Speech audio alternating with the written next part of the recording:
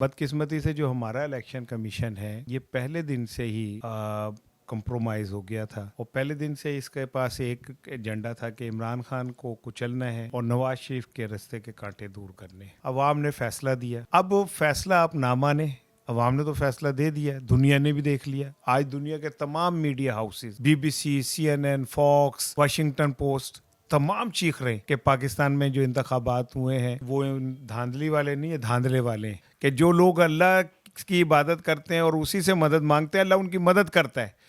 इन्होंने कोई कसर नहीं छोड़ी थी इमरान खान को, उसके हाथ बांध दिए, पाँव बांध दिए, आंखों पे पट्टी बांध दी, मारा, जेल, सजाएं, उसका इखलाक की करैक्टर एसेसिनेशन, सब कुछ किया। खुद बाहर फिरते रहे, पीछे रियासत खड़ी थी, जलसे कर रहे थे और नतीजे में अवाम, अल्लाह कहता है मैं जिसे इज्जत दे रहा हूँ ना, जो उस इज्जत को ना माने, उससे टकराए, मैं उसे जलील और रुस्वा कर देता हूँ। नए इंतखाबात होंगे, बस ये लिख लें मेरी बात। जल्द 6 महीने बाद, 7 महीने बाद, 8 महीने बाद इंतखाबात होने हैं। बिस्मिल्लाहिर्रहमानिर्रहीम, अस्सलाम वालेकुम नाज़रीन, आपका मेज़बान ज़ीशान अलवानी आपकी खिदमत में हाज़िर और आप देख रहे हैं पैनल पर न्यूज़। नाज़रीन, आम इंतखाबात का सिलसिला जो है वो अपने इख्तिताम पे पहुंचा, लेकिन बहुत सारे ऐसे हल्के हैं जिनका रिज़ल्ट अभी तक नहीं मसूल हुआ और कहा यह जा रहा है कि कुछ ऐसे रिज़ल्ट हैं जो अभी तक मशकूक है। क्या कहानी है, क्या मामला है और अगला इस पाकिस्तान का वज़ीर कौन बनेगा? हमारे साथ सीनियर सहाफ़ी मौजूद हैं, साराना साहब, उनसे बात करते हैं। अस्सलाम वालेकुम सर। जी वालेकुम अस्सलाम। सर कैसे हैं? अल्लाह का शुक्र। सर, इस वक्त जो आम इंतखाबात हुए हैं, बहुत सारे ऐसे हल्के हैं जिनका रिजल्ट अभी तक नहीं मसूल हुआ और कहा यह जा रहा है कि बहुत सारे ऐसे हल्कों के रिजल्ट हैं जो मशकूक करार दिए गए हैं। आपकी तारीख में को लगता है कि इस तरह के रिजल्ट और दो दो दिन बाद जो रिजल्ट मिलना, ये इलेक्शन, इससे पहले कोई इस तरह के इलेक्शन हुए? देखिए, भारत में तो जो इलेक्शन के बाद कई कई महीने नहीं काउंटिंग हो पाती, तो वहाँ तो कोई एतराज़ नहीं उठता। उसकी वजह यह कि वहाँ का इलेक्शन कमीशन जो है ना वो बहुत मोतबर है, क्रेडिबल है। बदकिस्मती से जो हमारा इलेक्शन कमीशन है ये पहले दिन से ही कंप्रोमाइज़ हो गया था और पहले दिन से इसके पास एक एजेंडा था कि इमरान खान को कुचलना है और नवाज शरीफ के रास्ते के कांटे दूर करने हैं।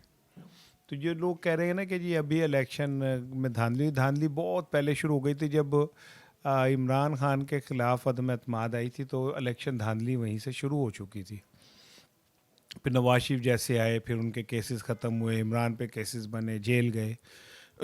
तो ये सारा कुछ तो जो अब आज हो रहा है ये नज़र आ रहा था। लेकिन हाँ, इसमें वो एक काम बड़ा गैर मुतवक्का, और वो ये कि पाकिस्तान में पहली दफ़ा पाकिस्तानी अवाम ने रिएक्ट किया। वो बाहर निकले, उन्होंने ताकतवर तबकों को ये बताया कि अब तुम्हारी मर्ज़ी नहीं चलनी, और उन्होंने ये इस तरह के जो ये रुमाल फेंक के लूटने वाले हैं लोग ना, इन्हें ये बताया कि अब तुम्हारे ये ड्रामेबाजियाँ नहीं चलेंगी।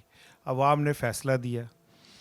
अब वो फैसला आप ना माने, अवाम ने तो फैसला दे दिया, दुनिया ने भी देख लिया। आज दुनिया के तमाम media houses, BBC, CNN, Fox, Washington Post, तमाम चीख रहे हैं कि पाकिस्तान में जो इंतखाबात हुए हैं वो धांधली वाले नहीं है, धांधले वाले हैं। और अमेरिका ने तो आज का उसका डेविड मिलर का आप वो पढ़े ना तो आप परेशान हो जाएंगे। उन्होंने तो कहा है कि ये तो बेईमानी हुई है बहुत शदीद किस्म की और इसका नितारा होना चाहिए।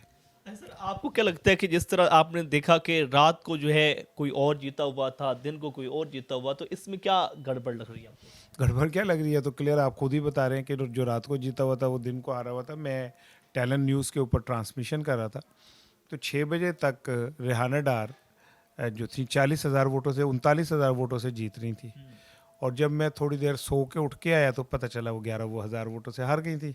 एक तरफ तो ये भी ऐलान हो गया था कि ओन चौधरी मुकम्मल तौर पर हार चुके हैं और एकदम से पता चला जी वो जीत चुके हैं। मेरा ख्याल है इदारों को ख्याल रखना चाहिए, इतनी क्रेडिबिलिटी नहीं खोनी चाहिए अपनी।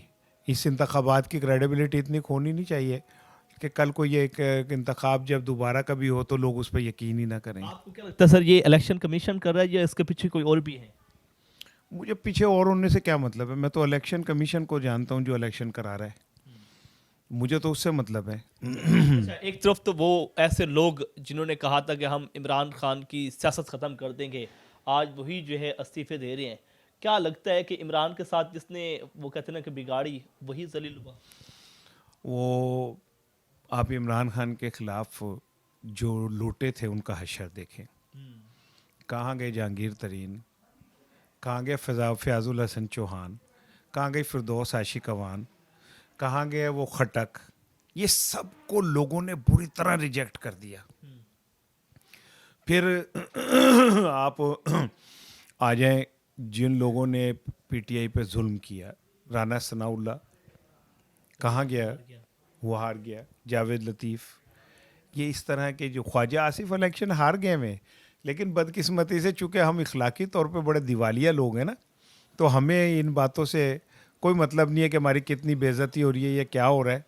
हमें सिर्फ इससे मतलब है कि हम किसी तरह भी इलेक्शन जीते। साद रफीक साहब जिस तरह जुरत का मुजाहरा किया है और उन्होंने अपनी हार को तस्लीम किया है, उनकी इस जुरत को किस नज़र से देखते हैं? साद रफ़ीक इन लोगों में बड़ा मुख्तलिफ आदमी है भाई।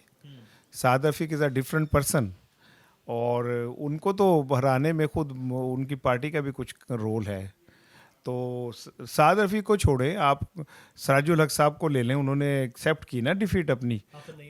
हाफिज ने नहीं, उन्होंने तो स्टेप डाउन हुए, अपनी क़यादत छोड़ दी कि भाई मैं नहीं जिता सका पार्टी को, तो मैं इस काबिल नहीं हूँ। तो फिर हाफिज नईमुर रहमान ने अपनी सीट छोड़ी, जीडीए ने अपनी 2 सीटें छोड़ दी। तो ये सारी चीज़ें अब अगर आप ठीक कोई ना समझे तो फिर क्या कहा जा सकता है। अगला वज़ीर आज़म किसको देख रहे हैं? बहरहाल नवाज शरीफ नहीं है, ये मैं बहुत अरसे से कह रहा था। हुकूमत किसकी आएगी?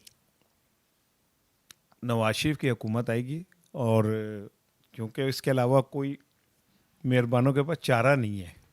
पीटीआई को तो नहीं हुकूमत दे सकते। पीटीआई को हुकूमत देने का मतलब यह है कि पीटीआई का नैरेटिव तो जीत गया कि उन्हें मसनूई तरीके से निकाला गया। बाजवा ने मिलके अपोजिशन इनके साथ मिलके निकाला। पीडीएम की हुकूमत ने 17 महीने पाकिस्तान का बेड़ा गर्क किया। ये अभी जो बात चल रही है कि पीपल्स पार्टी और नून लीग ने कहा है कि 28-28 साल जो है वज़ीर आज़म जो है वो बांट लेते हैं, तो इससे लगता है कि ये मुल्क की मफाद के लिए कोई काम करेंगे?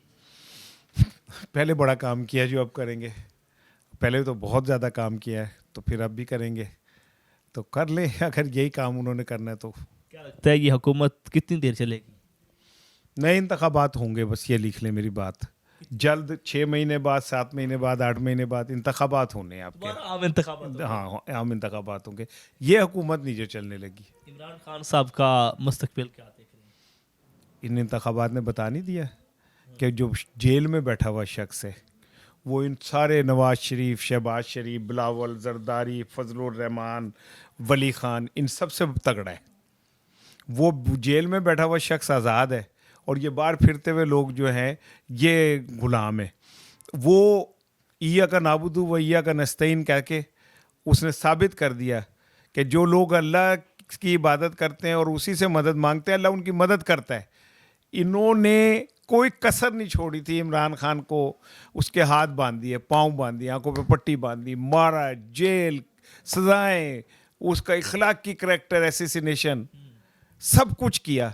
खुद बाहर फिरते रहे, पीछे रियासत खड़ी थी, जलसे कर रहे थे, और नतीजे में अवाम, अल्लाह कहता है मैं जिसे इज्जत दे रहा हूँ ना, जो उस इज्जत को ना माने, उससे टकराए, मैं उसे जलील और रुस्वा कर देता हूँ। इन्हें जलील और रुस्वा कर दिया उसने। सर कहने वाले तो कहते हैं कि नवाज शरीफ लंदन से वज़ीर आज़म बन के आया, आप कहते हैं कि वज़ीर आज़म नहीं बने। बन के आया था ना, और अब वो जब जाएगा तो उसके पास कल पल्ले कख नहीं होगा।